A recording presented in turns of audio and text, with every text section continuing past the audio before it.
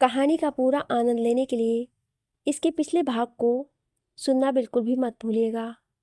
उसका प्लेलिस्ट का लिंक मैं आपको डिस्क्रिप्शन बॉक्स पर दे दूंगी और साथ में कमेंट बॉक्स में पिन भी कर दूंगी, तो आप वहां से भी जाकर सुन सकते हैं। एकांत को देखकर आर्या मुस्कुरा दी। एकांत ने दूसरी तरफ देखा और फिर एक गहरी सांस लेकर आर्या की तरफ देखने लगा। आर्या दोबारा बाहर की तरफ पलट गई और उसने कहा, कम हैव अ ड्रिंक। एकांत उसके पास आ गया। उसने चेयर खींची और बैठ गया। आर्या आराम से अपना कोला पीती रही। एकांत ने बाहें निकाली और गिलास में डाल दी। फिर उसका एक घूंट भरकर उसने कहा, हाँ, this is quite nice. Arya मुस्कुरा दी। एकांत ने इधर उधर देखा, फिर कहा, तो तुम्हें पता था कि मैं आने वाला हूँ, इसीलिए कोई भी सिक्योरिटी गार्ड यहाँ पर नहीं है ना? आर्य ने बिना उसकी तरफ देखे सिर हिलाते हुए कहा, बिल्कुल, मुझे पता था कि ऐसी सिचुएशन में तुम जरूर यहाँ आओगे। वरिष्ठ ने मुझे जाने के लिए कह दिया। वशिष्ठ को गोली लगी, अब वो सिम्बा पता नहीं कहाँ गया है, तो तुम तो आओगे ही। एकांत ने उसकी तरफ देखा, फिर कहा, तुम्हें क्या लगता है अगर वो अबो सिम्बा यहाँ पर होता तब भी मैं यहाँ था? आर्या मुस्कुरा दी और कहा, मुझे कोई डाउट नहीं है, तुम जरूर आते, ये मुलाकात होनी जरूरी थी। एकांत ने वाइन के गिलास को हाथ में घुमाते हुए कहा, तो कब से पता था तुम्हें? आर्य ने उसकी तरफ देखा और कहा, फैक्ट्री वाले अटैक के बाद से ही, जब तुम सामने आए थे मुझे पता चल गया था कि वो तुम ही हो।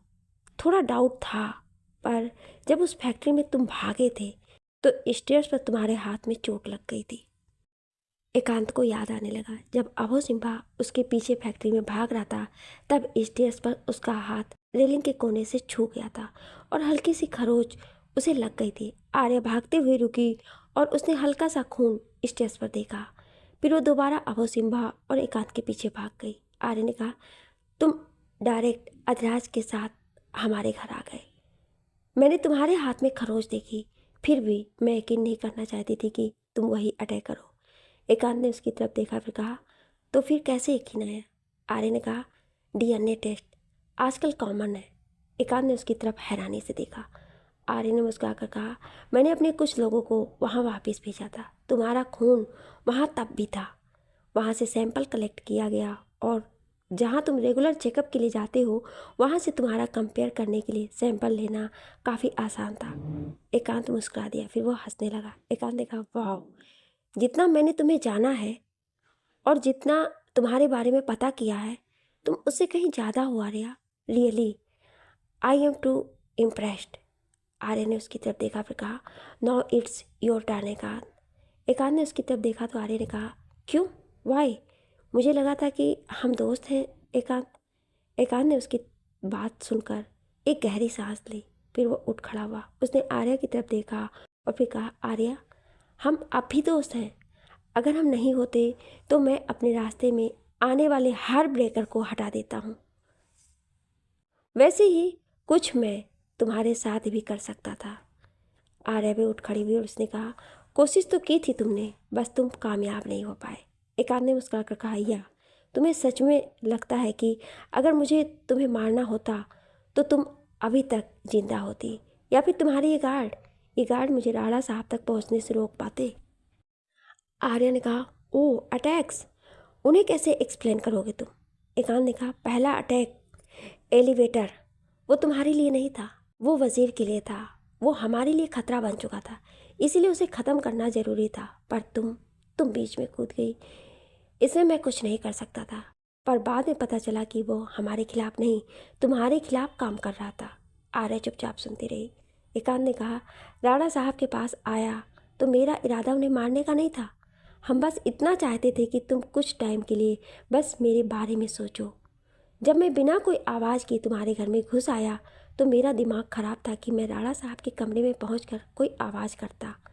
एकांत ने इतना कहकर उसकी तरफ देखा, फिर कहा, तुम्हें फैक्ट्री बुलाने का भी यही रीज़न था, ताकि तुम्हारा फोकस मुझ पर हो जाए। आर्या, जितना तुम सोच रही हो ये सब उससे कहीं ज़्यादा गहरा है। यहाँ पर हर कोई अपना खेल खेल रहा है, मैं भी वही कर रहा हूँ। खैर, उस कार में टाइम बम लगा हुआ था, इसीलिए वो तुम लोगों के वहाँ पहुँचने से पहले ही ब्लास्ट हो गई, वरना तुम लोगों के कार में बैठने के बाद भी वो ब्लास्ट हो सकती थी। आर्या ने बाजू लपेट लिया और फिर कहा, मतलब जो चूकें तुमसे हुई वो जानबूझकर तुमने खुद की? एकांत ने सिर हिलाया और कहा, आर्या, बचपन से लेकर आज तक तुम और अधिराज मेरे दो दोस्त रहे हो। मैं तुम लोगों को कैसे कुछ कर सकता हूँ? पर इतना कहकर वह आर्या के पास आया और उसने कहा, तुम मुझे बहुत परेशान कर रही हो, बहुत ज़्यादा, और मैं ज़्यादा देर तक खुद को काबू नहीं कर सकता। एकांत आर्या के बिल्कुल करीब खड़ा था। आर्या ना पीछे हटी और ना ही उसने नजरें झुकाई। वो सीधे एकांत की आंखों में आंखें डालकर उसे देख रही थी। आर्या ने कहा, तुम लोगों ने मेरे बाबा पर अटैक्स करवाया?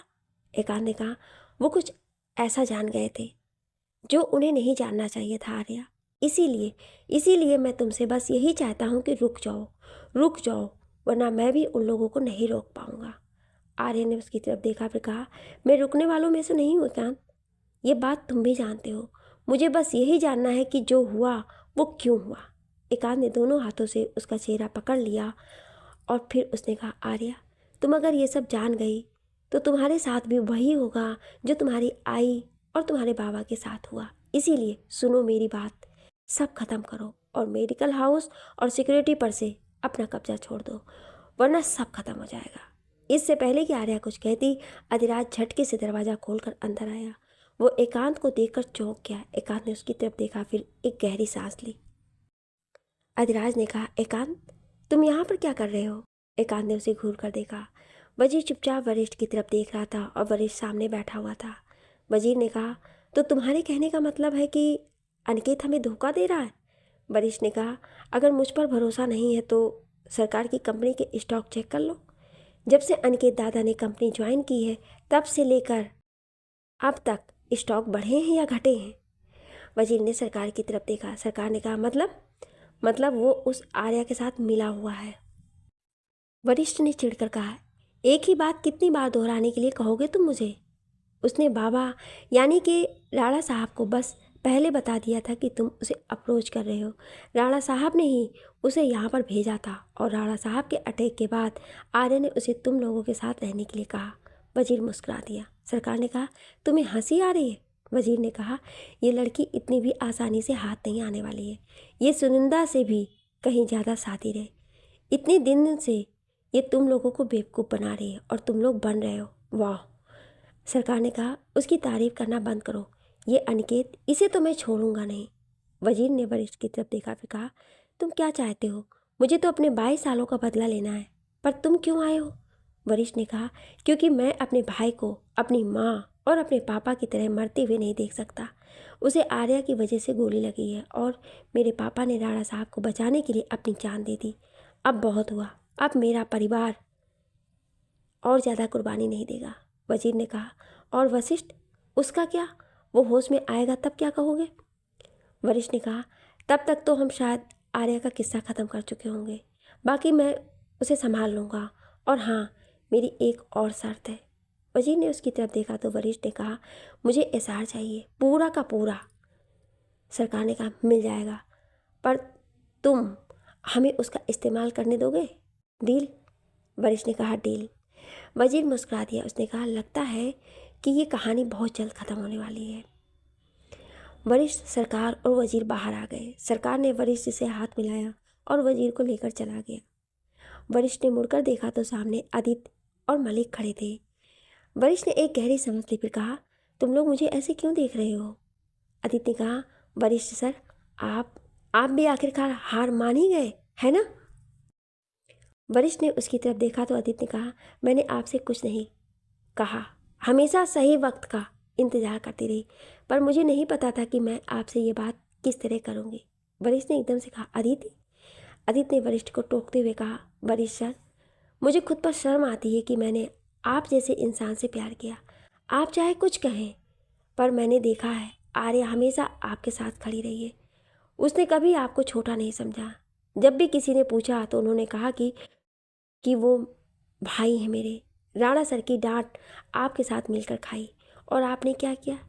ज़रूरत पड़ने पर उनका साथ छोड़कर आपने उनके दुश्मनों के साथ हाथ मिला लिया जाकर। मुझे नहीं पता था कि आप इतने कमज़ोर और डरपोक निकलेंगे। वरिष्ठ ने कहा, आदित्य, एक बार खुद को मेरी जगह रख कर देखो। मेरा भाई इस वक्त ज़िंदगी और मौत से लड़ रहा है, तुम समझो मुझे भी। आदित्य ने तेज आवाज़ में कहा। अब तक मैं आपको समझ ही रही थी वरिष्ठ सर, इसलिए मैंने कुछ नहीं कहा। आपने आर्या को बाहर निकाल दिया, तभी मैंने कुछ नहीं कहा। यहाँ आपके साथ रही क्योंकि मुझे लगा आपको ज़रूरत है मेरी, पर अब और नहीं। मैं प्यार में अंधी होकर हर एक गलत चीज़ में आपका साथ नहीं दे सकती, माफ़ करिए मुझे। इतना कहकर उसने हाथ जोड़ दिए। वरिष्ठ उसकी तरफ बढ़ा तो अदिति एक कदम पीछे हट गई। वरिष्ठ रुक गया। अदिति ने मलिक की तरफ देखा और फिर कहा, अंकल क्या आप मुझे मेरे घर छोड़ देंगे? मलिक ने हाँ में सिर हिला दिया। अदिति ने वरिष्ठ की तरफ देखा और फिर वहाँ से चली गई। मलिक भी वरिष्ठ को देखता हुआ चला गया। वरिष्ठ ने एक गहरी सांस ली और फिर वहाँ रखे बेंच पर बैठ गया। एकांत ने अधिराज की तरफ देखा, फिर उसने कहा, तुम यहाँ पर क्या कर रहे हो? अधिराज ने कहा, मैं यहाँ आर्या से मिलने आया था, पर बाहर गार्ड्स ने कहा कि कोई अंदर नहीं जा सकता, लाइट्स ऑफ है। और तुम कब आए? जब मैं गया तो तुम यहाँ नहीं थे और ना ही मुझे रास्ते में मिले। फिर कब आए? और यहाँ पर तुम ऐसे क्यों बात कर रहे थे आर्या से? एकांत ने गिलास उठाते हुए कहा। अधिराज रिलैक्स, बहुत बहुत सवाल पूछते हो तुम, जस्ट रिलैक्स। अधिराज ने कहा, आर्या वो अटैकर यहाँ पर आने वाला है। एकांत ने कहा, अटैकर? हमने तो किसी अटैकर को नहीं देखा। अधिराज ने एकांत की तरफ गौर से देखा, फिर कहा, एकांत सच सच बताओ क्या चल रहा है यहाँ पर? एकांत ने कहा, कुछ नहीं चल रहा है, मैं बस आर्या से मिलने आया था। बातों ही बातों में हम इमोशनल हो गए, दैट्स इट। अधिराज ने आर्या की तरफ देखा, फिर कहा, आर्या एकांत जो बोल रहा है वो सही बोल रहा है क्या? ये सच में यहाँ तुमसे मिलने आया था? आर्या ने एकांत की तरफ देखा। एकांत उसकी तरफ देखकर मुस्कुरा दिया। इससे पहले कि आर्या कुछ कहती, दरवाज़ा फिर खुला और अभय सिम्हा अंदर आया। उसने अंदर आते ही एकांत और आर्या को साथ खड़े देखा और फिर कहा, आर्या? एकांत ने गहरी सांस ली, फिर कहा, hush, I hate being disturb. ये दोनों हर वक्त यहाँ भटकते रहते हैं। अभय सिम्हा ने कहा, आर्या तुम ठीक हो? आर्या ने सिर हिला दिया। अधिराज ने कहा, यहाँ पर कोई नहीं है सिवाय। इतना कहकर उसने एकांत की तरफ देखा और फिर कहा, सिवाय एकांत के। एकांत ने कहा, मैंने कहा ना। अभय सिम्हा ने एकांत की तरफ देखा। एकांत उसे देखकर मुस्कुरा दिया। तभी अचानक अभय सिम्हा की नज़र उसके हाथों पर गई। अभय सिम्हा एक कदम पीछे हटा और उसने एकांत पर गन तान दी। एकांत हंस पड़ा। उसने कहा, इश सीरियसली? अधिराज ने कहा, अभय सिम्हा ने कहा, एकांत तुमने हाथ में वैसे ही ग्लव्स क्यों पहने हैं जैसे उस अटैकर के हाथ में थे? और टेबल पर ये कैप और मास्क क्या कर रहा है?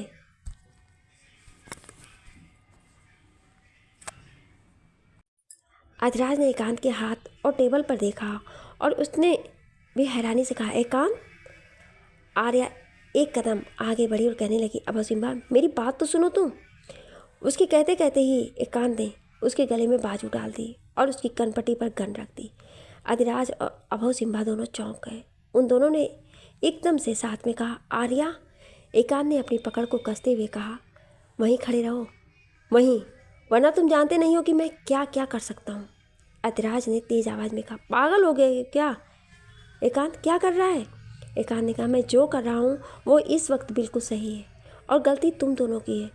तुम लोगों को मेरे और आर्या के बीच में नहीं आना चाहिए था। अब जो भी हो रहा है उसके जिम्मेदार तुम हो गए। अभय सिम्हा ने गन एकांत पर तानी हुई थी। आर्या अभय सिम्हा की तरफ देख रही थी। उसने मन ही मन कहा, अभय सिम्हा मेरी तरफ देखो, look at me, just look at me. Abhay Simha चौंक उठा। उसने आर्या की तरफ देखा। आर्या ने गहरी सांस ली और फिर हाँ में सिर हिलाया। इसके बाद उसने अपने हाथ की तरफ देखा। अभय सिम्हा ने भी उसके हाथ की तरफ देखा। आर्या ने फिंगर क्रॉस की और मुट्ठी बंद कर ली। अभय सिम्हा ने हैरानी से उसकी तरफ देखा। उसे याद आने लगा जब वो आहान बनकर इस घर में आया था और उसे गोली लगी थी। आहान स्टेज पर जा रहा था। तभी आर्या ने कहा, तुम पागल हो क्या? अभी अभी घाव भरा है और तुम अभी से वापस ड्यूटी ज्वाइन करना चाहते हो? नहीं, बिल्कुल भी नहीं।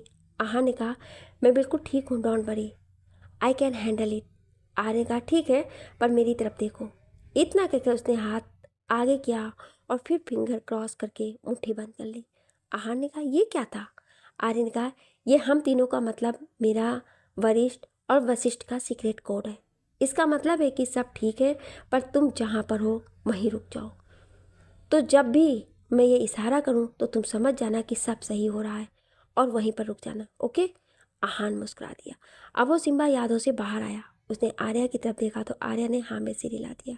एकांत ने कहा, मैं ये सब पुश नहीं करना चाहता था, पर तुम लोगों ने मुझे मजबूर कर दिया।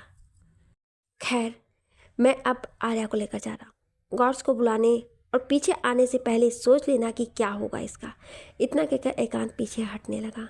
अधिराज ने कहा, आर्या, और एक कदम आगे बढ़ा। तभी अभो सिम्बा ने उसे पकड़ लिया। उसने अभो सिम्बा की तरफ देखा तो अभो सिम्बा ने कहा, वो आर्या के साथ कुछ भी कर सकता है, इस वक्त शांत रहो।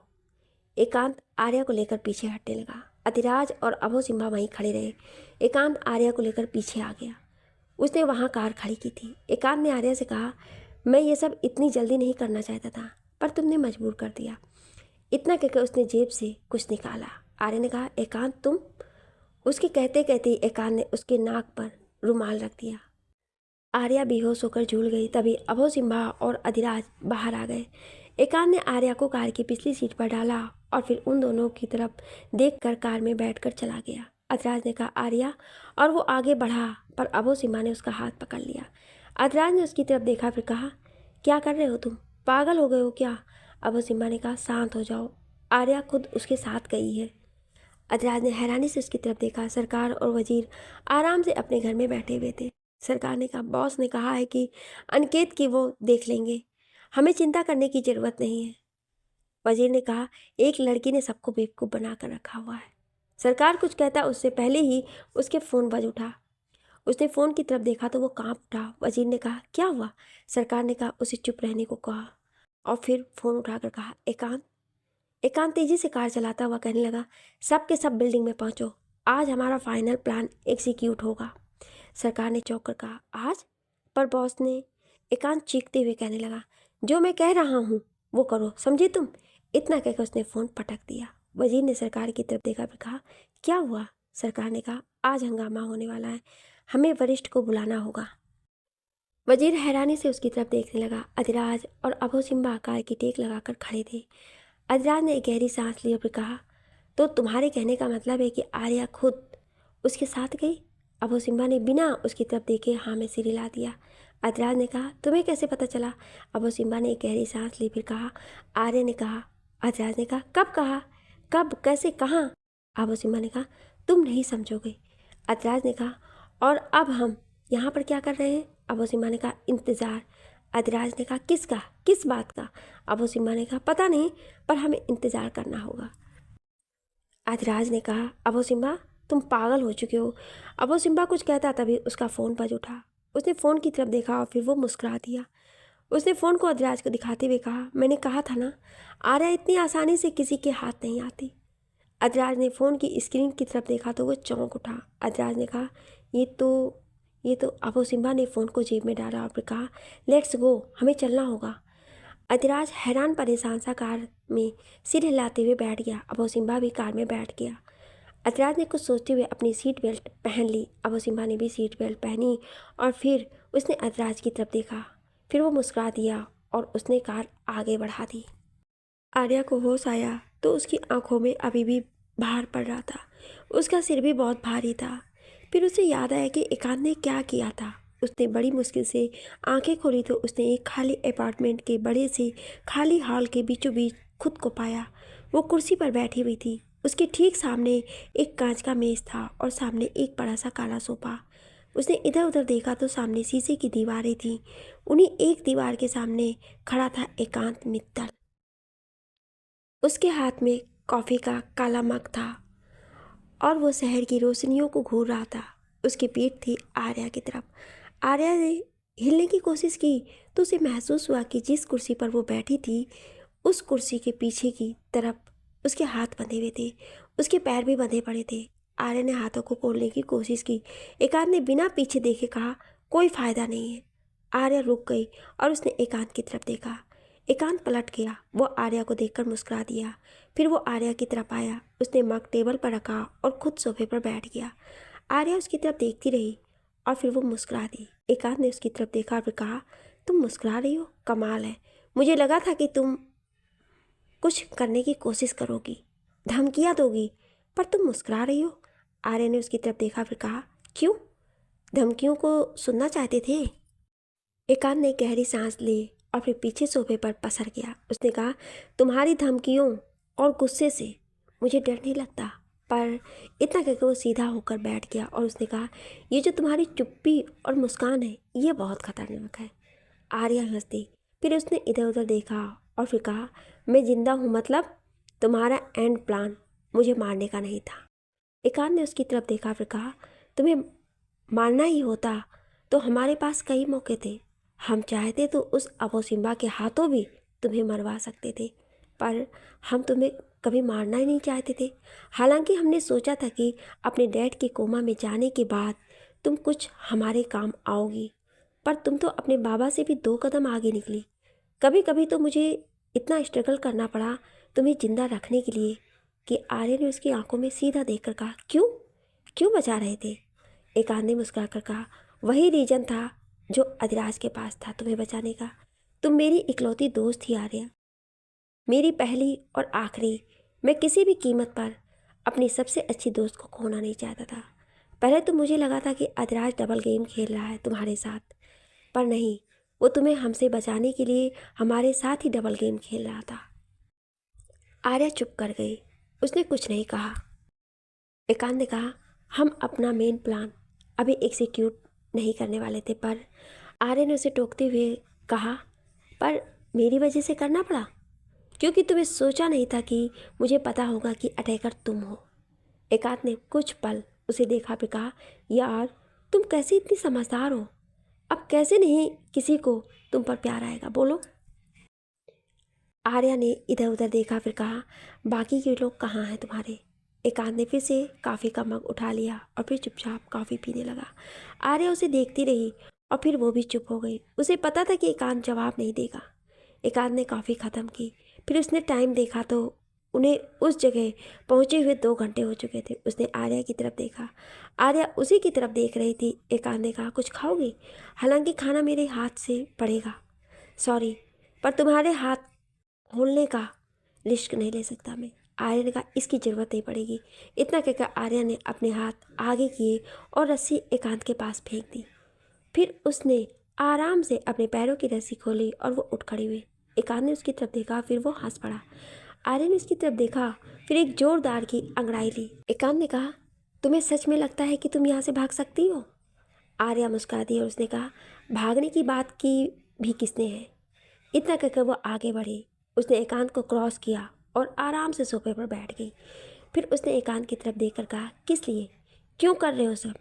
जिस एकांत को मैं जानती हूँ वो किसी को भी दर्द नहीं दे सकता, चोट नहीं पहुँचा सकता, फिर क्यों? एकांत ने बिना किसी लाग लपेट के कहा, अपनी माँ के लिए। आर्यन उसकी तरफ चौंक कर देखा, फिर उसने कहा, तुम्हारी मॉम? वो तो तब उनकी डेथ हुई थी जब हम मिडिल स्कूल में थे ना? एकांत सामने की कुर्सी पर बैठ गया। फिर उसने कहा, नहीं, उनकी मौत तभी हो गई थी जब मैं पैदा हुआ था। आर्य ने हैरानी से उसकी तरफ देखा, फिर कहा, मैं मित्तल का बेटा नहीं हूँ आर्या, उसने मुझे गोद लिया था, या फिर यूं कह लो कि उसे मुझे गोद लेना पड़ा था। एकांत ने इतना कहकर आर्या की तरफ देखा, फिर कहा, मैं उस इंसान का बेटा हूँ जो इस सब के पीछे है, जो ये सब इतने सालों से कंट्रोल कर रहा है। आर्या ने चौंक कर उसकी तरफ देखा, फिर कहा, तुम बॉस? नहीं, ये नहीं हो सकता। एकांत ने गहरी सांस ली, फिर कहा, मुझे भी तब पता चला जब मेरी मुंह बोली माँ की मौत हुई थी। मुझे हमेशा लगता था कि जैसे कि वो मुझसे डरती है, पर उनकी मौत के बाद मुझे पूरा यकीन हो गया था कि वो मुझसे बस डरती थी। आर्या सोच में डूब गई। एकांत ने कहा, और हाँ, तुम्हारी आई की मौत की भी यही वजह है। वो मेरे बारे में जान गई थी और इसकी वजह कमिश्नर की गलती थी।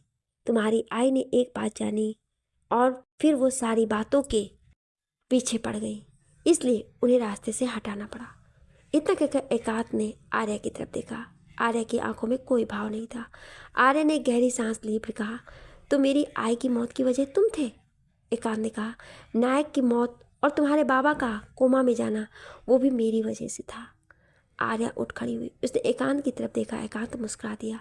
तभी दरवाज़ा खुला और सरकार अंदर आया। उसके पीछे वजीर और कमिश्नर थे। कमिश्नर ने आर्या की तरफ देखा और वो तेजी से आर्या की तरफ बढ़ा। सरकार ने उसकी तरफ देखा, फिर कहा, कमिश्नर नहीं। कमिश्नर उसके कहते कहते ही आर्या के पास आ गया। आर्या ने उसकी तरफ देखा। कमिश्नर ने आर्या को एक पल के लिए देखा, फिर एकदम से उसे जोर से तमाचा मार दिया। आर्या ने अपना हाथ अपने गाल पर रख दिया। कमिश्नर ने उसे उसके बालों से पकड़ लिया। आर्या का सिर पीछे हो गया और उसके मुंह से एक भी सिसकी नहीं निकली। कमिश्नर ने कहा, तेरी वजह से, सिर्फ तेरी वजह से मेरा बेटा मुझसे दूर हो गया। पहले तेरी माँ की वजह से मेरा भाई मुझसे दूर हुआ और आज तो मेरे और मेरे बेटे के बीच आ गई। मन तो करता है कि तुझे अभी मार डालूं। एकांत जरा सा हंसा। सरकार ने कहा, उसकी तरफ देखा और फिर वो एकदम से कमिश्नर की तरफ बढ़ गया। उसने कहा, कमिश्नर छोड़ो उसे, पागल हो गए हो क्या? अगर जान प्यारी है तो छोड़ो उसे। कमिश्नर ने आर्या के बाल और जोर से खींच लिए। कमिश्नर ने कहा, इस लड़की को आज मैं जिंदा नहीं छोड़ूंगा। एकांत ने उसकी तरफ देखा। तभी अचानक उसने गन निकाली और कमिश्नर की कनपटी पर लगा दी। वजीर आराम से सब देख रहा था।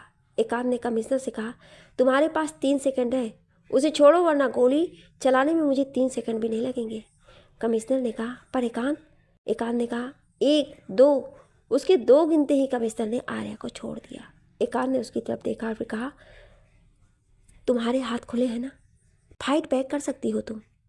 मैं बिल्कुल नहीं रोकूंगा तुम्हें इन बेवकूफ़ों को मारने से। आर्या ने गुस्से में उसकी तरफ देखा। सरकार ने कहा, एकांत, हम इस सब के लिए तैयार नहीं थे, यूँ अचानक तुमने हमें बुला लिया, आर्या को यहाँ पर ले आए। एकांत ने कहा, सब तुम्हारे बेटे की वजह से हुआ है सरकार। वजीर ने सरकार की तरफ देखा, फिर कहा, मुझे तो पहले ही शक था उस पर कि वो आर्या को कुछ ज़्यादा ही पसंद करता है। सरकार ने एकांत की तरफ देखा और फिर वो घुटनों पर बैठ गया। उसने कहा, माफ़ कर दो, वो बेवकूफ़ है एकांत, पर तुम्हारा दोस्त है, उसे माफ़ कर दो, प्लीज़ माफ़ कर दो, मैं उससे बात करूँगा। एकांत ने कहा, ये सब करने की ज़रूरत नहीं है, वो मेरा दोस्त है इसीलिए ज़िंदा है। इतना कहकर उसने कमिश्नर की तरफ देखा और फिर कहा, जिस चीज़ के लिए तुम्हें कहा था वो लाए हो? कमिश्नर ने कहा, मित्तल सारी चीज़ें लेकर आता ही होगा। उसका इतना कहना था कि दरवाज़ा खुला और मित्तल अंदर आ गया। उसने सबकी तरफ देखा, फिर वो आगे आ गया। उसने एकांत की तरफ देखा और उसे एक फाइल दे दी। एकांत ने उसे घूरा और फिर कहा, मुझे लगता है कि तुम्हारी बेटी दोबारा अपनी औकात भूल गई है ना? मुझे पता चला कि पूजा की वजह से ही हमें ये सब करना पड़ रहा है। कितने लड़कों के पीछे पागल होती है वो। मित्तल ने सर झुका लिया। एकांत ने फाइल आर्या के सामने फेंकी, फिर कहा, साइन इट। आर्या ने फाइल की तरफ देखा, फिर कहा, क्या है ये? एकांत ने कहा, पढ़ लो। आर्या ने उसकी तरफ देखा और फिर फाइल उठा ली। फाइल को पढ़ने के बाद आर्या ने सबकी तरफ देखा, फिर कहा, क्या बकवास है ये? मित्तल उसके पास आया। उसने कहा, शांत शांत छोटे राणा साहब, इतनी भी कोई बड़ी बात नहीं है ये। आर्या ने फाइल फेंकते हुए कहा, ये तुमने सोच भी कैसे लिया? एकांत ने गहरी सांस ली, फिर कहा, इतनी भी कोई बड़ी बात नहीं है, मैं सिर्फ इतना चाहता हूँ कि तुम मेडिकल हाउस के अपने सारे शेयर वरिष्ठ और मित्तल के नाम पर ट्रांसफ़र कर दो, साथ ही साथ एसआर सिक्योरिटी भी, और इसके साथ एक कंफर्मेशन लेटर भी कि आज के बाद तुम और राणा फैमिली का एसआर सिक्योरिटी के साथ कोई लेना देना नहीं है, ना ही मेडिकल हाउस के साथ। आर्या ने उसकी तरफ देखा, फिर कहा, क्यों क्यों चाहिए तुम्हें ये सब, किस लिए? वजीर ने कहा, तुम्हें क्या लगता है आर्या, इतने सालों से हम राणा साहब क्यों कर रहे थे? It's for business. आर्या ने उसकी तरफ देखा तो सरकार ने कहा, अरे अरे, छोटी सी राजकुमारी को कुछ समझ नहीं आ रहा है, मैं हूँ ना, मैं समझाता हूँ। इतना कहकर उसने आर्या की तरफ हाथ बढ़ाया कि एकांत ने कहा, सरकार। सरकार ने उसकी तरफ देखा, फिर अपना हाथ पीछे कर लिया। सरकार ने कहा, वो इसलिए कि हमें अपना सारा बिजनेस उस मेडिकल हाउस के जरिए ही करना पड़ता है। एकांत ने कहा, थैंक्स टू राणा साहब, उस मेडिकल हाउस की पहुंच काफ़ी ऊपर तक है। जब राणा साहब ने ये बिज़नेस शुरू किया था तब से ही हमारा बिज़नेस भी शुरू हो गया था। राणा साहब की पीठ पीछे हमने काफ़ी सारे डॉक्टर को ख़रीद लिया। ड्रग्स ट्रांसपोर्ट, अल्कोहल ट्रांसपोर्ट, यहाँ तक कि ऑर्गेन ट्रांसपोर्ट, सब राणा मेडिकल हाउस से होने लगा। और जानती हो, ट्रांसपोर्ट करने में सबसे ज़्यादा मदद कौन करता था? आर्या ने उसकी तरफ देखा तो एकांत ने कहा, सही सोच रही हो, एसआर सिक्योरिटी, उसकी ट्रांसपोर्ट सर्विसेज बिना किसी चेकिंग के कहीं भी जा सकती है। हमने बहुत कोशिश की कि तुम्हारे परिवार तक ये बात ना पहुँचे, पर पहले तुम्हारी आई और फिर तुम राणा साहब और अब तुम आर्या। पहले तो हमने सोचा था कि हल्के से तुमसे सब लेंगे, पर तुमने कोई मौका नहीं छोड़ा। आर्य ने गहरी सांस ली, फिर कहा, तुम लोग इंसान नहीं हो।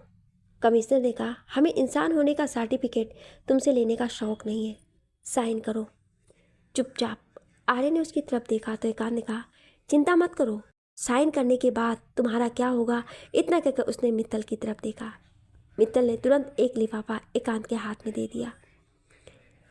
एकांत ने लिफाफा लिया और फिर कहा, साइन करते ही तुम्हें और राणा साहब को वजीर के साथ दुबई भेज दिया जाएगा। और हाँ, तुम वैसी ही लग्जरी लाइफ जियोगी जैसे तुम जीती आ रही हो, पर यहाँ के लोगों के लिए तुम।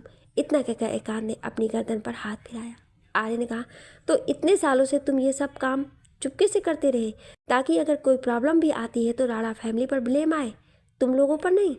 एकांत ने हाँ में सिर हिला दिया। वजीर ने कहा, चलो बस करो, बहुत हो गई बातें, अब एक्शन का वक्त है।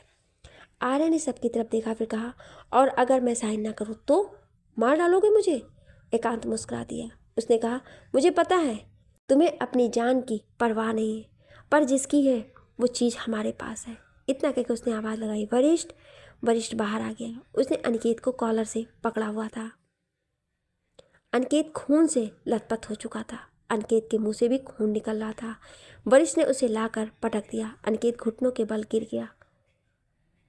आर्य ने एकदम से कहा, दादा। इतना कहकर वो अनिकेत की तरफ बढ़ी। एकांत ने उसका हाथ पकड़ लिया। एकांत ने कहा, पहले साइन। आर्य ने उसे घूर कर देखा, फिर कहा, एकांत लीव मी। एकांत ने एक गहरी सांस ली और फिर उसके बाजू उसने छोड़ दी। फिर वो दूसरी तरफ देखने लगा। आर्या अनिकेत के पास पहुंची और उसने अनिकेत का चेहरा अपने हाथों में ले लिया। उसने हल्के से कहा, दादा। अनिकेत ने उसकी तरफ देखा, फिर कहा, I am sorry Arya. Arya की आंखों से आंसू निकल गए। उसने अनिकेत को गले से लगा लिया। फिर उसने वरिष्ठ की तरफ देखा। वो एकदम से खड़ी हो गई। वो वरिष्ठ के पास गई और उसने वरिष्ठ को एक जोरदार तमाचा मार दिया। वरिष्ठ ने उसकी तरफ देखा, फिर एक कदम पीछे हटकर गन निकालकर आर्या पर तान दी।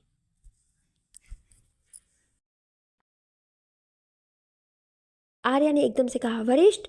वरिष्ठ की गन की नोक पर आर्या थी। आर्या की आंखें लाल हो चुकी थी। एकांत ने कहा, वरिष्ठ गन नीचे करो। वरिष्ठ ने कहा, हम इसके बिना भी मेडिकल हाउस और एसआर सिक्योरिटी को पा सकते हैं। एकांत ने कहा, अगर ऐसा होता तो हम कब का कर चुके होते। मेरी बात सुनो और गन नीचे करो, अभी और इसी वक्त। तभी आर्या ने गन की नोक पकड़ी और अपने माथे पर लगा ली। आर्या ने कहा, चलाओ गोली, मुझे भी देखना है कि तुम कहाँ तक गिर सकते हो। सरकार ने कहा, इन दोनों भाई बहन के चक्कर में हम सब मरेंगे। एकांत ने चीख कर कहा, वरिष्ठ पुट डाउन योर गन। वरिष्ठ ने गन नीचे नहीं की। आर्य ने भी आंखें नहीं झपकाई। एकांत एक कदम आगे बढ़ा ही था कि वो रुक गया। मित्तल और कमिश्नर ने एक साथ कहा, बॉस। वजीर भी खड़ा हो गया। सरकार भी चौंक कर उस तरफ देखने लगा। वरिष्ठ के पीछे एक साया खड़ा था। उसे देखकर आर्या ने गन की नोक छोड़ दी। वरिष्ठ ने भी पीछे मुड़कर देखा। वो साया अंधेरे से चलता हुआ बाहर आया। उसे देखकर सब चौंक उठे। सामने नायक खड़ा था। उसे देखकर वरिष्ठ की सांसें मानो रुक गई। वो एक कदम पीछे हट गया। आर्या ने नायक की तरफ देखकर कहा, नायक। नायक मुस्कुराकर बाहर आ गया। उसने आर्या की तरफ देखा, फिर कहा, कैसे हो मेरे बच्चों, बड़े दिनों बाद मुलाकात हुई है ना। आर्या को कुछ याद आया और फिर उसने कहा, तुम्हारा पूरा नाम। नायक ने उसे टोकते हुए कहा, महेंद्र। महेंद्र नायक। जिस ब्रेसलेट के बारे में तुम सोच रही हो वो मेरा ही था। इतना कहकर उसने वरिष्ठ की तरफ देखा, जो हक्का बक्का होकर उसकी तरफ देख रहा था। नायक ने कहा, क्या सोच रहे हो, जिस बाप का अंतिम संस्कार खुद अपने हाथों से किया वो सामने जिंदा कैसे खड़ा है। नायक ने मुस्कुराकर कहा, हमने मेडिकल हाउस के डॉक्टर को यूं ही थोड़े खरीदा है। इतना कहकर वो आगे आकर बैठ गया। अनिकेत ने उसकी तरफ देखा। नायक ने उसकी तरफ देखा और फिर कहा, अरे अरे वरिष्ठ, क्या हालत कर दी है अपने भाई की तुमने। गलत बात है ये तो नहीं सिखाया था मैंने तुम्हें। आर्य ने अटकते हुए कहा, एकांत। एकांत आपका बेटा। नायक ने एकांत की तरफ देखा और फिर उसने कहा, एकांत मेरे और मेरे पहले प्यार की निशानी है, पर तुम्हारे बाप ने अपने वसूलों के चलते उसे जेल भिजवा दिया। क्यों? क्योंकि वो मदद कर रही थी मेरी। उस दादा साहिब और राणा साहब ने मिलकर हमेशा मुझे और बाकियों को अपने नीचे समझा। अपने पैसों को रौब झाड़ते रहे और हम क्या थे, बस एक कठपुतली। मैंने अपने प्यार को खो दिया और उस औरत से शादी करनी पड़ी जिसे मैं कभी और प्यार करता ही नहीं था। वरिष्ठ चुपचाप सब सुन रहा था। नायक ने उसकी तरफ देखा और फिर कहा, मैंने कभी तुम्हारी माँ की कोई कमी नहीं रखी, ना ही तुम्हें पालने में, और मुझे खुशी है कि तुम भी अपने बाप के नक्शे कदम पर चल रहे हो। वजीर ने नायक की तरफ देखा और फिर कहा, मरने का नाटक क्यों किया? नायक ने मुस्कुराकर कहा, वो दादा साहिब, उसके पास बहुत सबूत हो गए थे मेरे खिलाफ। क्या करता, बूढ़े को मारना इतना भी आसान नहीं था, इसलिए खुद को ही मारना पड़ा। इतना कहकर उसने आर्या की तरफ देखा और फिर कहा, चलो अब तो सब राज खुल चुके हैं ना आर्या, अब चुपचाप साइन कर दो। आर्या चुपचाप खड़ी रही तो नायक ने कहा, लगता है एक तोहफा काफ़ी नहीं है तुम्हारे लिए। इतना कहकर उसने ताली बजा दी। एक आदमी व्हील चेयर खींचते हुए बाहर आया। आर्या और अनिकेत चौंक उठे। व्हील चेयर पर राणा साहब पड़े हुए थे। आर्या ने लगभग चीखते हुए कहा, बाबा। इतना कहकर वो आगे बढ़ी, पर उस आदमी ने राणा साहब पर गन तान दी। नायक ने बहुत आराम से कहा, तुम्हारा एक कदम कई जिंदगियां ख़त्म कर सकता है और बचा भी सकता है। अब फैसला तुम्हारे हाथ में है। एकांत ने आर्या की तरफ देखा, फिर कहा, खेल ख़त्म हुआ आर्या। आर्या उसकी तरफ देखकर मुस्कुरा दी। उसने कहा, नहीं, खेल तो अभी शुरू हुआ है। इतना कहकर उसने पीछे मुड़कर देखा। आर्या ने कहा, अपनी घड़ी में कहा, 9। इससे पहले कि कोई कुछ समझ पाता, वरिष्ठ ने एकदम गोली राणा साहब के साथ खड़े आदमी पर चला दी। नायक चौंक उठा। वो जैसे ही उठा, वजीर ने उस पर गन तान दी। एकांत भी हैरान हो गया। उसने अपनी गन निकाल ली, पर अचानक से गोली चली और गन उसके हाथ से छिटक गई। सामने के दरवाजे से अबू सिम्बा और अधिराज अंदर आ गए। उन दोनों के पास गन थी। नायक ने वजीर की तरफ देखा, फिर कहा, तुम इनके साथ मिले हुए हो? वजीर ने मुस्कुराकर कहा, तो क्या मुझे अपनी तरह समझ रखा है क्या? एकांत एक कदम आगे बढ़ा, पर आर्या ने कहा, पीछे रहो, वरना वजीर के अंदर बहुत गुस्सा है, वो एक सेकंड भी नहीं लगाएगा गोली चलाने में। वरिष्ठ ने अनिकेत की तरफ देखा और फिर कहा, दादा अब उठ भी जाओ। अनिकेत ने अपनी गर्दन घुमाई और फिर उठ खड़ा हुआ। उसने अपने कपड़ों की तरफ देखा, फिर कहा, सारे कपड़े खराब हो गए। सरकार ने अधिराज की तरफ देखा। अधिराज ने गन तानी हुई थी। अधिराज ने कहा, आई एम सॉरी पापा, पर आपने कोई रास्ता ही नहीं छोड़ा। अबू सिम्बा ने सबकी तरफ देखा, फिर कहा, इन्हें कुछ समझ नहीं आ रहा आर्या, कुछ तो समझाओ। आर्या ने गहरी सांस ली, फिर कहा, तुम्हें सच में लगता है कि एकांत मुझे यहाँ पर ले आएगा और मैं चली आऊँगी? नायक, इतने साल तुम हमारे साथ रहे और फिर भी हमें समझ नहीं पाए। इतना कहकर उसने कहा, वजीर ने हमें सब कुछ बता दिया था, ये भी कि किस तरह उस एक्सीडेंट के बाद तुमने सारा इल्ज़ाम उस पर डाल दिया था। मुझे याद था कि उसने मुझे एक्सीडेंट के टाइम बचाया था, इसीलिए मैंने उसे नहीं मारा। जब वो वापस आया बाबा साहेब के बारे में सुनकर, तो भी वो तुम्हारी नज़रों में आ गया।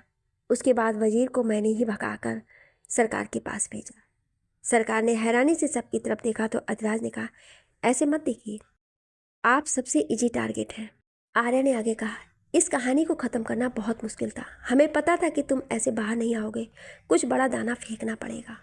नायक ने उसकी तरफ देखा, फिर वरिष्ठ की तरफ देखकर कहा, तो तुम लोग कभी लड़े ही नहीं?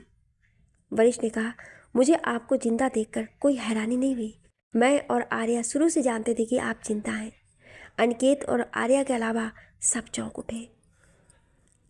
अबू सिम्बा ने कहा, तुम लोग सब जानते थे?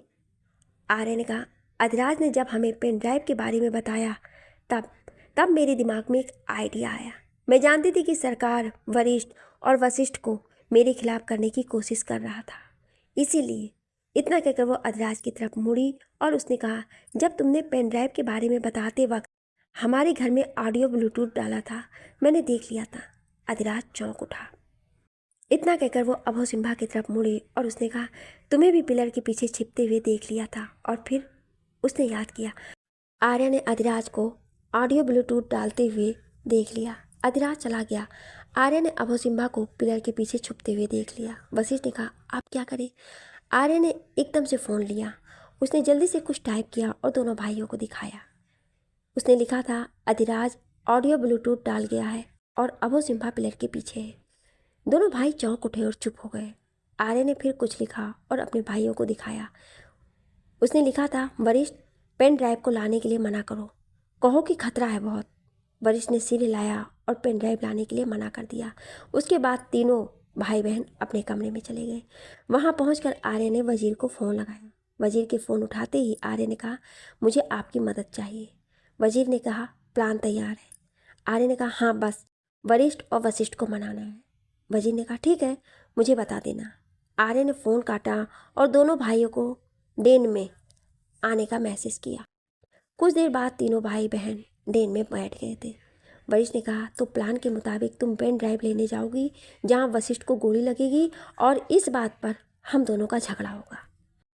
आर्या ने हाँ में सिर हिला दिया। वशिष्ठ ने कहा, पर गोली मुझे क्यों लगेगी? मुझे भी लड़ना है आर्या के साथ। वरिष्ठ ने कहा, क्योंकि हमें पता है तू एक्टिंग नहीं कर पाएगा।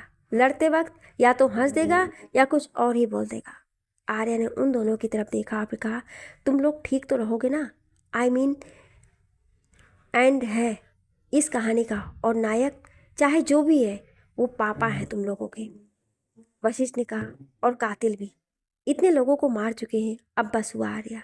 गलत गलत होता है, चाहे जो भी हो। वरिष्ठ ने कहा, आर्या, हम लोगों ने वादा किया था ना, हम हमेशा साथ रहेंगे, तो फिर बस इस बारे में मत सोचो। आर्या मुस्कुराती वो उठ खड़ी हुई और उसने कहा, अनिकेत दादा को बता दो, उनके जानने का वक्त आ गया है कि बॉस कौन है, और वजीर को भी मैसेज कर दो जो वशिष्ठ पर गोली चलाएगा। मैं अकेली हूँ, ये सुनकर एकांत जरूर आएगा। मुझे पूरा यकीन है, खतरा तो है पर हमें खतरा मोल लेना पड़ेगा। उन दोनों ने सिर हिला दिया। तीनों एक दूसरे के गले लगे और फिर बाहर निकल आए। सब सुनते ही अधिराज ने कहा, वाह, you guys are amazing. Abu Simba ने कहा, एक लड़की और सबको नाच नचा दिया सब उसने। आर्य ने कहा, हम लोगों के पास ट्रैकर है, हम एक दूसरे को बड़ी आसानी से ट्रैक कर सकते हैं। बाकी तो क्या हुआ ये आप सबको पता है। एकांत ने उन सब की तरफ देखा, फिर कहा, शायद तुम लोग भूल रहे हो कि तुम लोग मेरे इलाके में हो। आर्य ने उसकी तरफ देखा तो एकांत मुस्कुरा दिया। तभी लाइट ऑफ हुई। सब इधर उधर देखने लगे। अबू सिम्बा को स्विच दिखा और उसने लाइट ऑन कर दी। जब उसने सामने देखा तो पूजा उस पर गन ताने खड़ी थी। उसने पलट कर देखा तो अधिराज पर एकांत गन ताने खड़ा था। कमिश्नर, सरकार और मित्तल के हाथ में भी गन थी। आर्य ने पलट कर देखा तो नायक राणा साहब पर गन ताने खड़ा था। नायक ने वरिष्ठ की तरफ देखा और फिर कहा, तुम भी अपनी माँ की तरह निकले। मैंने उसे समझाने की कोशिश की थी बहुत, पर उसके खून में तो वफादारी बहती थी। तुम भी उसकी तरह हो, गंदा खून। नायक ने इतना कहकर आर्य की तरफ देखा और फिर कहा, अपना सबसे नायाब हथियार अंत तक बचा कर रखना चाहिए आर्य। आर्य ने उसकी तरफ देखा फिर कहा, सही कहा, अपना असली हथियार अंत तक बचा कर रखना चाहिए। नायक ने उसकी तरफ हैरानी से देखा। आर्य ने एक गहरी सांस ली फिर कहा, बाबा। उसके इतना कहते ही राणा साहब ने आंखें खोल दी। उन्होंने नायक की तरफ देखा, फिर वो उठ खड़े हुए। नायक की गन हाथ से गिर गई। वरिष्ठ, अनिकेत और आर्या के अलावा सब चौंक उठे। नायक ने अटकते हुए कहा, राणा साहब। राणा साहब मुस्कुरा दिए। आर्या ने सबकी तरफ देखा, फिर याद करने लगी। नायक को भी याद आने लगा, जब उसने हमला करवा दिया था वो कार में राणा साहब के ऊपर आ गया था और उसने गन निकालकर राणा साहब को गोलियां मार दी थी। राणा साहब ने उसकी तरफ देखा तो नायक ने कहा, मैं जानता हूँ कि तुम सब जानते हो, तो ऐसे मत देखो। आर्या जब राणा साहब के पास आई तो राणा साहब ने कुछ कहा। आर्या को सुनाई नहीं दिया तो उसने अपना कान राणा साहब के पास लगा दिया। राणा साहब ने कहा, नायक। नायक ने किया सब। इतना कहकर वो बेहोश हो गए। राणा साहब के ऑपरेशन के बाद तो डॉक्टर ने आर्या को बताया कि राणा साहब ठीक हैं। आर्य ने कहा, डॉक्टर, जब तक मैं ना कहूँ ये बात बाहर नहीं जानी चाहिए कि बाबा ठीक है। डॉक्टर ने सिर हिला दिया। वरिष्ठ, वशिष्ठ और आर्या सब राणा साहब के सामने खड़े थे। राणा साहब ने वरिष्ठ और वशिष्ठ की तरफ देखा और कहा, मुझे माफ़ करना तुम दोनों, पर जो भी मैंने कहा वो सच है। अनिकेत ने कहा, आपको कैसे पता चला बाबा साहब? राणा साहब ने गहरी सांस ली, फिर कहा, दादा साहब ने एक आदमी को नज़र रखने के लिए लगाया था।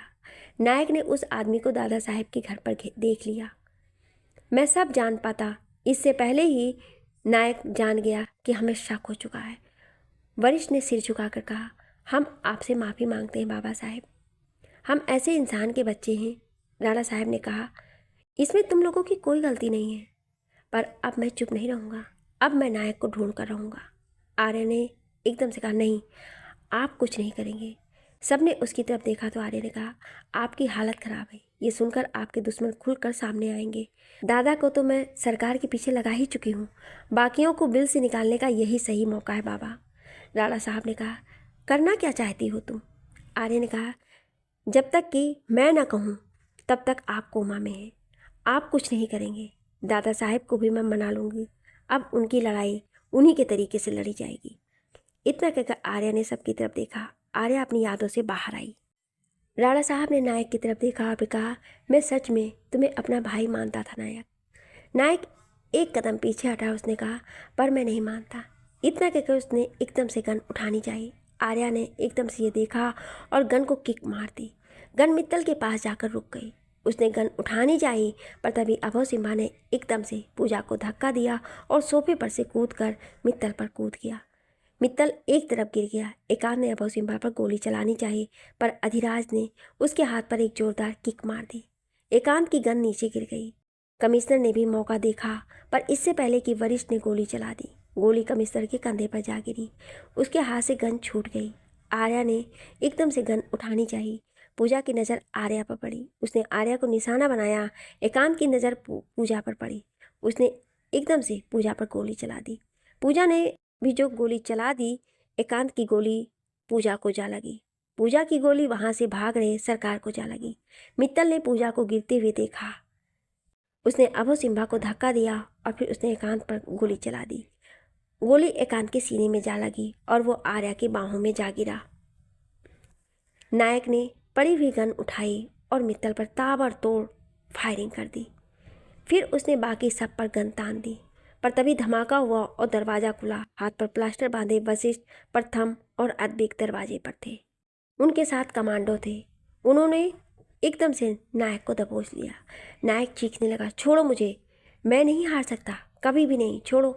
आर्या अपने बाहों में गिरे एकांत की तरफ देख रही थी। एकांत ने उसकी तरफ देखा, वो मुस्कुरा दिया और फिर उसने अपनी आंखें हमेशा के लिए बंद कर ली। 1 महीने बाद न्यूज़ चैनलों पर कुछ खबर इस तरह दिखाई दे रही थी, राणा मेडिकल हाउस पर चल रहे केस को आखिरकार ख़त्म कर दिया गया। राणा मेडिकल हाउस को क्लीन चिट मिल गई है। इसी के साथ ही राणा साहब भी कोमा से बाहर आ चुके हैं। गौरतलब है कि 1 महीने पहले हुए शूट आउट में बिजनेसमैन सरकार, बिजनेसमैन मित्तल और उनके बेटे एकांत मित्तल और बेटी पूजा मित्तल की मौत हो गई थी। बताया जा रहा है कि इस सारे हत्याकांड की वजह उनका बॉस यानी कि महेंद्र नायक से जुड़े होना था। पुलिस की माने तो अपने बीच की लड़ाई को सुलझाते हुए ही वो सब एक दूसरे पर गोली चला बैठे और मारे गए। कमिश्नर राठौड़ को भी नायक समेत कस्टडी में ले लिया गया। आर्या ने टीवी बंद कर दिया और बाहर आ गई। बाहर राणा साहब, दादा साहेब, वजीर और मलिक बैठे हुए थे। एक तरफ वरिष्ठ और वशिष्ठ, प्रथम और अद्विक, अनिकेत बैठे हुए थे। अदराज भी उनके साथ ही था। एक तरफ अदिति बैठी हुई थी। फर्श पर टाइगर और पैंथर खेल रहे थे। वशिष्ठ ने कहा, रहने दो, तुम तो अदिति, 1 महीने पहले तो तुम मेरे भाई को छोड़कर चली गई थी। अदिति ने कहा, तो मुझे क्या पता था कि वरिष्ठ सब आप लोगों के लिए कर रहे हैं, वरना मैं भी कुछ मदद कर देती। वरिष्ठ ने उसके गले में बाजू डाल दी और कहा, अगर उस वक्त तुम वैसे रिएक्ट नहीं करती तो मुझे पता ही नहीं चलता कि मैंने कितनी औसम लड़की से प्यार किया है। बाकी सब उनको देखकर मुंह बनाने लगे। अधिराज ने कहा, हाँ बस बस भी करो, ज़्यादा शो ऑफ करने की ज़रूरत नहीं है। आओ, तुम्हें देखकर भी मुझे कुछ हो रहा है। आइस। हात्विक ने कहा, सच में ये तो पूरा गया। प्रथम और वशिष्ठ मुस्कुरा दिए। अधिराज ने कहा, हमारे सबसे ज़्यादा प्यार में डूबे कपल कहाँ पर हैं वैसे? ये सुनकर आर्या उनकी तरफ बढ़ी, पर तभी किसी ने उसे पिलर के पीछे खींच लिया। आर्या ने चौंक कर देखा तो सामने अभय सिम्हा खड़ा था। अभय सिम्हा ने उसे कसकर पकड़ रखा था। खुद वो पिलर के साथ लगा हुआ था। आर्या ने कहा, क्या कर रहे हो तुम? अभय सिम्हा ने कहा, रोमांस अपनी गर्लफ्रेंड के साथ। कोई दिक्कत आपको? आर्या मुस्कुरा दी। अभय सिम्हा ने आगे झुककर उसका माथा चूम लिया। आर्या ने आंखें बंद कर ली। अभय सिम्हा ने कहा, थैंक यू। आर्या ने उसकी तरफ देखा, फिर कहा, क्यों? अभय सिम्हा ने कहा, मुझे यकीन था तुम मुझे ज़रूर बचा लोगी। आर्या मुस्कुरा दी। तभी अधिराज की आवाज़ आई, थोड़ा सा थैंक यू हमारे लिए भी बनता है। इतना कहकर अधिराज पिलर की एक साइड से सामने आ गया। अभय सिम्हा और आर्या दूसरी तरफ जाने लगे तो वहाँ से वशिष्ठ आ गया। अधिराज ने कहा, इतनी आसानी से हम अपनी चीज़ को तुम्हारा होने नहीं देंगे ना? बिल्कुल भी नहीं। वशिष्ठ ने कहा, बिल्कुल सही, हम इतनी आसानी से हार नहीं मानेंगे। अभय सिम्हा ने कहा, गाइस, मैं इससे पहले कि वो कुछ कहता, उन दोनों ने अभय सिम्हा को पकड़ लिया। अधिराज ने आर्या से कहा, तुम हमारे सबसे हैंडसम बडी को हमसे नहीं छीन सकती, बिल्कुल भी नहीं। आर्या ने हैरानी से उसकी तरफ देखा। अभय सिम्हा हंस पड़ा। वशिष्ठ ने कहा, हम अपने अभय सिम्हा को तुम्हें नहीं देंगे। इतना कहकर वो अभय सिम्हा को बाहर ले आए। सब उस तरफ देखने लगे। आर्या भी बाहर आई। उसने कहा, तुम दोनों तो गए। इतना कहकर वो उन दोनों के पीछे भागने लगी। थोड़ी देर बाद सब एक दूसरे के साथ मस्ती करने लगे। वजीर, मलिक और राणा साहब, दादा साहब, वो उन लोगों को देख रहे थे, उनको हंसते हुए, उनको एक दूसरे के गले लगते हुए। वो जानते थे कि अब सब ठीक होगा, वो सब इसी तरह हंसते रहेंगे। आपको ये कहानी कैसी लगी कमेंट करके ज़रूर बताइएगा, और ऐसी ही कहानियाँ सुनने के लिए हमारे चैनल को सब्सक्राइब जरूर करें। Thank you.